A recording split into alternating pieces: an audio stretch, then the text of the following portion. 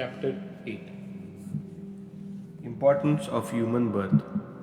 Sai Baba begging food, Baijabai's service, Sai Baba's dormitory, his affection for Khusalchand. As hinted in the last chapter, Himadpanta now explains at length in his preliminary remarks the importance of human birth and then proceeds to relate how Sai Baba begged his food, how Baijabai served him, and how he slept in the masjid with Tatya Kote Patil and Malsapati, and how he loved Khusalchand of Radha. Importance of human birth. In this wonderful universe, God has created millions, 84 lakhs to 84 lakhs according to Hindu Shastra calculation, of creatures including God, demigods, insects, beasts and men, inhabiting heaven, hell, earth, ocean and sky, and other intermediate regions. Of these those creatures or souls whose merits preponderate go to heaven and live there till they enjoy the fruits of their action, and when this is done, they are cast down, while those souls whose sins or demerits preponderate go down to hell and suffer the consequences of their misdeed for as long as they deserve it. When their merits and demerits balance each other, they are born on earth as human beings and are given a chance to work out their salvation. Ultimately, when their merits and demerits both are worked out completely, they give their deliverance and become free. To put the matter in a nutshell, souls get their birth or transmigration according to the deeds to their devotion and evolvement. Special value of human body. As we all know, four things are common to all creatures, mainly food, sleep, fear, and sexual union. In the case of man, he is endowed with a special faculty, that is knowledge, with the help of which he can attain God's vision, which is impossible in any other species. It is for this reason that God envy the human species and aspire to be born as men on earth as to get their final deliverance. Some say that there is nothing worse than the human body, which is full of filth, mucus, phlegm, and dirt, and which is subject to decay, disease, and death. This is true to a certain extent, but in spite of these drawbacks and defeat, the special value of the human body is that man has got the capacity to acquire knowledge. It is only due to human body or an account of it that one can think of the perishable and transitory nature of the body itself and of the world, and have aversion for sense enjoyment, and can discriminate between the unreal and the real, and thus attain God's vision. So, if we reject or neglect the body because it is filthy, we lose the chance of God's vision, and if we indulge it and run after sense enjoyment because it is precious, we go to hell. The proper course, therefore, for us to pursue is the following: that the body should neither be neglected nor fondled, but should be properly cared for, just as a traveler on a horseback takes care of his horse on the way till he reaches his destination and returns home. Thus, the body should ever be used to engage to attain God's vision or self-realization is the supreme end of life. It is said that though God created various kinds of creatures, he was not satisfied, for none of them were able to know and appreciate his work. So he had to create a special being, man, and endow him with special faculty, that is knowledge. And when he saw that man was able to appreciate his Leela's marvelous work and intelligence, he was highly pleased and satisfied. Videh Bhagavad 11:9-28. So really it is fortunate to get a human body, better still to be born in a Brahmin family, and best to get an opportunity of being close to Sai Baba's feet and surrendering to him. Man's endeavor. Realizing how precious human life is and knowing that death is certain and may snatch us at any time, we should be alert to achieve the object of our lives. We should not make the least delay, but make every possible haste to gain our object, just as a king leaves no stone unturned to seek his lost son. So, with all earnestness, we should strive to attain our end, that is self realization, casting aside laziness, warding off drowsiness. We should day and night meditate on self. If we fail to do this, we reduce ourselves to the level of beast. How to proceed? The most effective and speedy way to gain our object is to approach a worthy saint or sage, Sadguru, who has himself attended God's vision. What cannot be achieved by hearing religious discourses and study of religious texts is easily obtained in the company of such worthy souls. Just as the sun only gives light, which all the stars put together cannot do, so the Sadguru alone imparts spiritual wisdom, which all the sacred books and sermons cannot do. His movement and simple talks give us silent advice. The virtue of forgiveness, calmness, disinterestedness, charity, benevolence, control of mind and body, egolessness, etc., are observed by the disciples as they are being practiced in such pure and holy company. This enlightens their minds and lifts them up spiritually. Sai Baba was such a sage or Sadguru. Though he acted as a fakir, mendicant, he was always engrossed in self.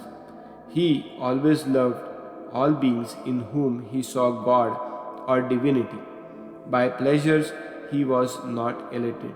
He was not depressed by misfortunes. A king and a pauper were the same to him. He whose glance would turn a beggar into a king used to go begging food from door to door in Shirdi, and let us now see how he did it. Baba's begging food. Blessed are the people of Shirdi in front of whose houses Baba stood as a beggar and called out, "O Mai, give me a piece of bread," and spread out his hand to receive the same. In one hand he carried a tambril tin pot and in the other a zoli or chopadri, that is a rectangular piece of cloth. He visited certain houses daily. Liquid or semi-liquid things such as soups, vegetables, milk or buttermilk were received in a tin pot, while cooked rice, bread and other solid things were taken in the zoli. Baba's tongue knew no taste, as he had acquired control over it. So, how could he care for the taste of different things mixed together? Whatever things he got in his zoli and in the tin pot were mixed together and partaken by Baba to his heart's content. Whether particular things were tasty or otherwise were never noticed by Baba, and his tongue was devoid of the sense of taste altogether. Baba begged till noon, but his begging was very irregular. Some days he went a few rounds, on other days up to 12 noon. The food thus collected was kept in a kundi, that is earthen pots. Dogs, cats and crows freely ate from it, and Baba never drove them away. The women who swept the floor of the masjid took some 10 or 12 pieces of bread to her house, and nobody prevented her from doing so. How could he, who even in dreams never warded off cats and dogs by harsh words and signs, refuse food to poor, helpless people? Blessed indeed is the life of such noble person. People in Shirdi took him in beginning for a mad fakir. He was known in the village by this name. How could one who lived on alms by begging a few crumbs of bread be revered and worshipped? But this fakir was very liberal of heart, detached and charitable. Though he looked restless from outside, he was firm and steady inside. His was inscrutable. Still, in that small village, there were a few kind of blessed people who recognized and regarded him as a great soul. One such person's account is given below. Baijabai's brilliant service. Tatya Kote's mother, Baijabai, used to go to the woods every noon with a basket on her head containing bread and vegetable. She roamed in the jungle course about 3 miles after course, trampling bushes and shrubs in search of the mad fakir, and after finding him, fell at his feet. The fakir sat calm and motionless in meditation while she placed a leaf before him, spread her things, eatables, bread, vegetable, etc. thereon, and fed him. Wonderful was her faith and service. Every day she roamed at noon in the jungles and insisted upon Baba to partake of the lunch. Her service, upasana or penance, by whatever name we call it, was never forgotten by Baba till the end. Remembering fully that what service she rendered, Baba benefited her son significantly. Both the son and the mother had great faith in the fakir who was their God. Baba often said to them, Fakir's mendicancy is real, lordship, riches is transient. After some years, Baba stopped going into the woods and began to live in the village and take his food in the masjid. Thus, Baijabai's trouble of roaming in the jungles ended. Dormitory of Trio. Ever blessed are the saints in whose heart Lord Vasudeva dwells, and fortunate indeed are the devotees who get the benefit of the company of such saints. Two such fortunate fellows, Tatya Kote Patil and Bhagat Malsapati, equally shared the company of Sai Baba. Baba also loved them both. These three persons slept in the masjid with their heads towards the east, west, and north, and with their feet touching one another's at the center. After spreading their beds, they lay on them, chit chatting and gossiping till late at night. If any one of them showed any signs of sleep, others would wake him up. For instance, if Tatya began to snore, Baba at once got up and shook him from side to side and pressed his head. If it was Malsapati, he pulled him close, stroked and pressed his head. If it was stroked his legs and patted his back. In this way, for a period of 14 years, Tatya, leaving his parents at home, slept in the masjid on account of his deep love for Baba. How happy and never to be forgotten were those days. How to measure that love and how to value the grace of Baba. After passing away of his father, Tatya took charge of the household affair and began to sleep at home. Khulchand of Rahata. Baba loved Ganpat Kote Patil of Shirdi. He loved Chandrabhan Seth Marwadi of Rahata equally. After the demise of this Seth, Baba loved his nephew Khulchand equally or perhaps more and looked after his welfare day and night. Sometimes in the bullock cart, at other times in Tanga, with intimate devotees, Baba went to Rahata. People of that village would come out with band and music and receive Baba at the gate of the village and prostrate before him. Then he was taken into the village with great honor and ceremony. Khulchand took Baba to his house, seated him on a comfortable seat, and gave him a good meal.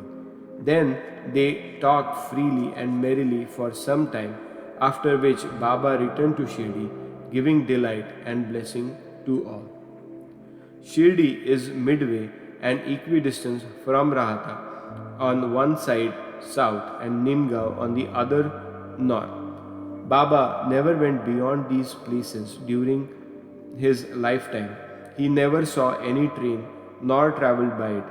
Still, he knew exactly the timing of arrival and departures of all trains. Devotees who acted accordingly to Baba's instruction given at time of taking his leave fared well, while those who disregarded them suffered many a mishap and accident. More about this and other matters will be told in the next chapter. Bow to Shri Sai. Peace be to all.